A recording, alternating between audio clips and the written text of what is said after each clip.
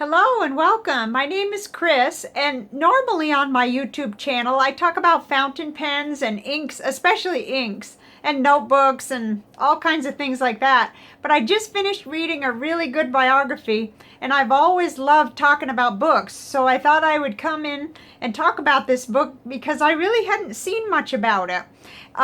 The book is Inside the Gate, and it's about the life of Sigrid Undset, and she's an author, a famous author from Norway. The writer is Nan Bentzen Skille.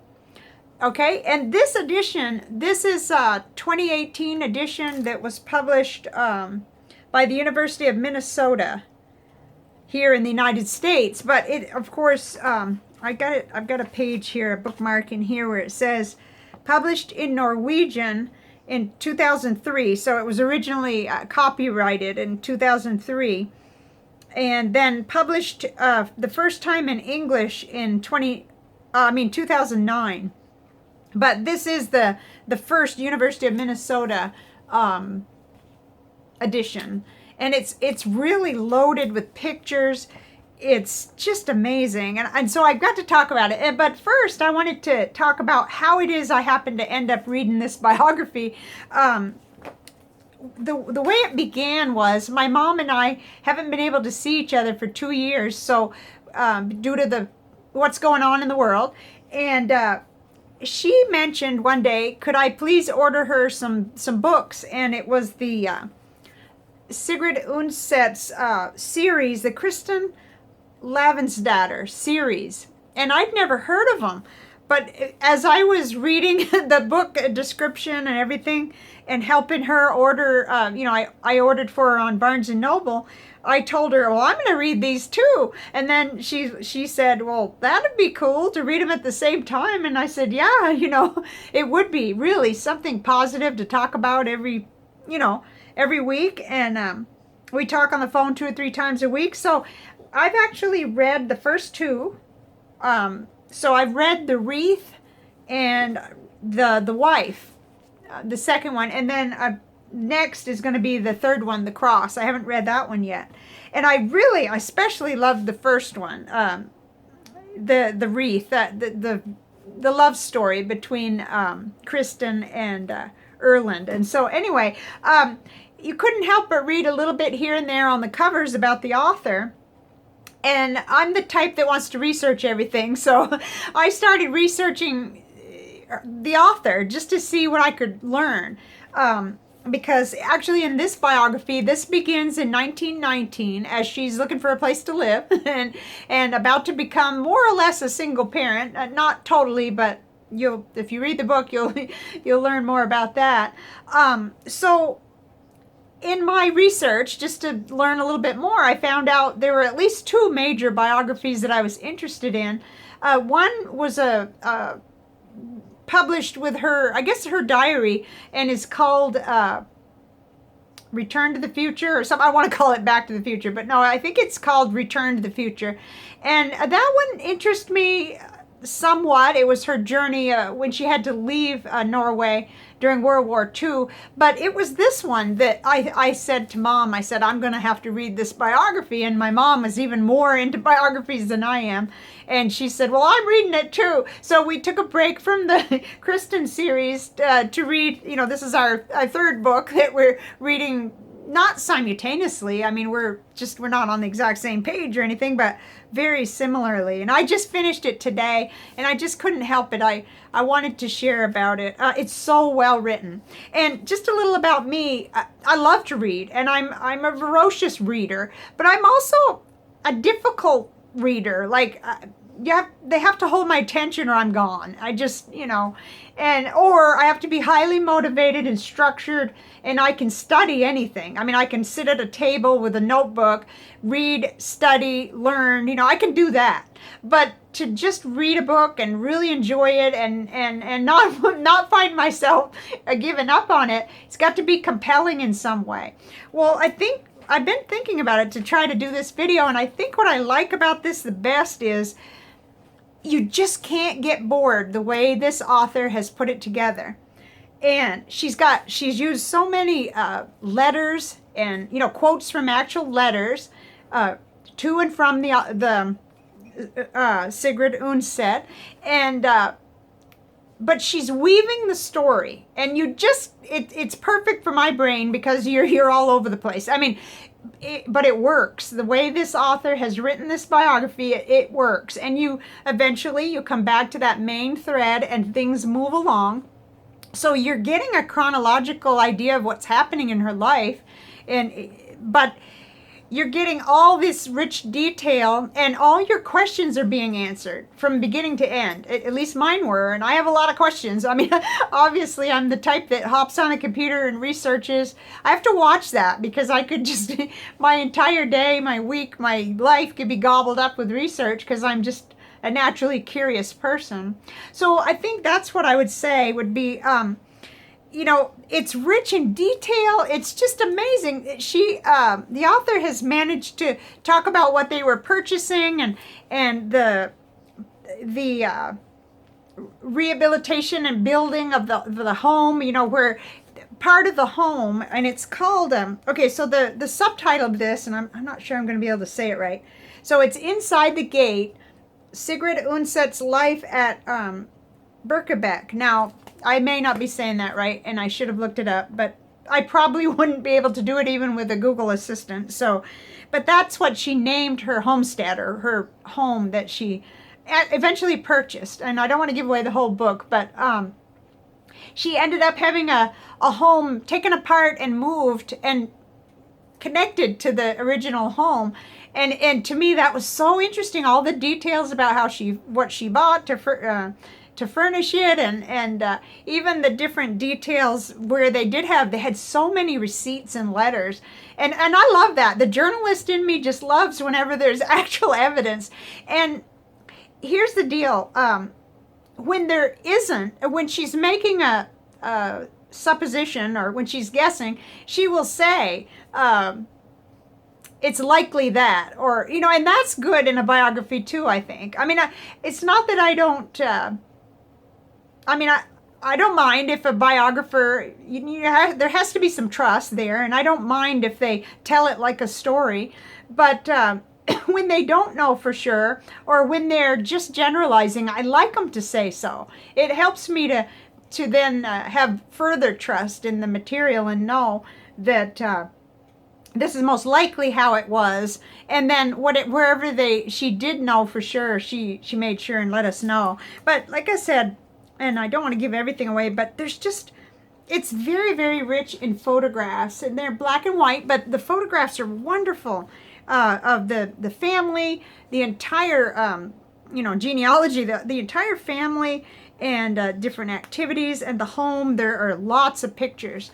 And so when they say Inside the Gate, they mean it. You get a really nice glimpse into her life and where she lived, and the area. I'm trying to find another here's a picture of her as a young secretary. The author, not the author, yes, not the author of this book, but the one that she's writing about, Sigrid. So it's just such an enriching experience to be reading about, or to have read about her life, and then to reflect back on especially the first book on Kristen and that character, and it's just amazing. And so if you've enjoyed those books, and if you didn't know this book existed, especially, I wanted to mention it. So another thread that kind of maybe puts me into context as far as my opinion is that I grew up with my mom writing books. And so I, being the daughter of an author, that it's just fascinating to me. First off, it's fascinating that Sigrid lived the life of for all practical purposes of a single parent, and still managed to publish so many books. In fact, excuse me, they say necessity is the mother of all invention, and I'm sure she had to find a way to make a living, and she was such a talented writer, to begin with. And she had a special needs child, so there's all this all of this interest that I believe the book would interest a broad spectrum of people, whether or not you've read her books or not. That's my opinion anyway. And just a quick glimpse. My mother actually published 3 books, biographies, and they're geared toward a young adult audience. The first one is Snowflake Bentley. He was a photographer of Vermont, photographed snowflakes. And then story about Grace and Cal Coolidge, really cool, Vermont love story. And then Henry Leland, inventor of Cadillac and Lincoln cars. So anyway, that's my mom. And so I grew up with her going to the mailbox to see, you know, and maybe a manuscript had been returned. That wasn't the best kind of day, but, you know, and typing and typing and typing. Which leads me to another thread that I meant to mention before I got too far. Shoot, I probably lost all my fountain pen friends by now. But since she was penning all her stories by hand, that's what they say in here, that she hand wrote her manuscripts. And these have been preserved too. You know, all her papers and her handwritten. Loving fountain pens the way I do, I'm really curious and wondering, you know, what kind of fountain pen she would have used. And on the cover of this book, I can see an ink bottle. And I can see kind of it's hard to see, but over in the corner here, I can see something that looks like a pen holder with a pen in it, but it's really hard to see, so that's driving me crazy. Of course, it's made me think a lot of my pen friend Wasky Squirrel. He knows all about the different fountain pens from different countries, and if I were the type that paid better attention, usually when I watch his videos, I'm looking for the inks, really. Not that I'm ignoring the pens totally, but I'm more into modern demonstrator pens. And so now it's like, I wish I'd paid attention. I would probably know, excuse me, a few of the likely fountain pens that she would have purchased, and what she might have been using to actually handwrite those manuscripts. So, excuse me.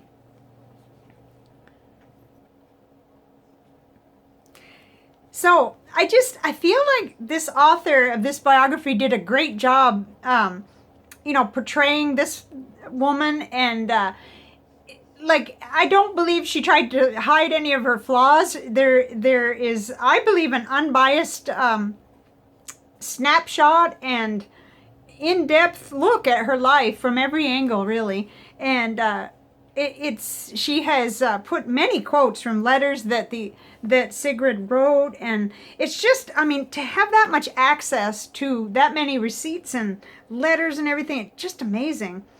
On the back of the book there says, drawing on a wealth of historical documents and vivid photographs, Nan Bentzen Skille's lively narrative presents an intimate portrait of Sigrid Undset's intense emotional life and creative endeavors. For readers who have long admired Undset's literature, Inside the Gate provides new insight into the life and work of the Nobel Prize winner. Yeah, that's a big detail that I left out, the fact that her work earned her a Nobel Prize in literature. It's just really good. I recommend that if you like biographies, and especially if you have any connection at all to the country or the writer, her books, or you just love to read about authors, it was super good. It held my attention, and I'm not the easiest reader to hang on to there. Bravo, she did really good. I think that's about all I can really say, except for my fountain pen friends who did stick around till the end here. What pens do you suppose, or what do you think she might have been writing with? This was Norway in the 1920s. Like, the book begins in 1919 and spans all the way through. By 1940, she had to flee to the United States for about 5 years during World War II. So, that's right in that zone. In fact, I have one fountain pen, but it wouldn't have been a Norwegian one. I have a 1920s Waterman's 52, a little lady's pocket pen. And I don't know how much ordering she would have done from overseas, but they even had receipts for, how much was spent on books 1 year. It was like $101 back in, I don't know if it was 1922 or something like that. And I thought, I think $102 would have bought a lot of books back then. Um, it just, you know, those kind of details really get to me. And I guess I like old things too. I like to think about. Actually, when I saw this cover, the cover was a big sell because I don't know, it just was right up my alley. So, okay, I shouldn't go on any longer. That's it. My opinion is you should read the book, and I give it as many stars as, you know, if there's 5 available, it gets 5 stars because it held my attention. It was written almost like a journalist would write, you know, with lots and lots of supporting details and very, you know, sprinkled in there a few I don't want to say guesses, but you know, whenever she needed to, she said, most likely this might have happened. So I hope you're having a great day and that you have good things to read. Next for me is the 3rd book, The Cross, in her, in Sigrid's trilogy there, the Kristen trilogy. I shouldn't even try to pronounce the last names. So I'll see you later, and let me know in the comments. I'll make some, I'll link you to some interesting things because there's even been a movie made and it's got English subtitles if you get the correct one. So I'll see you later. Bye for now.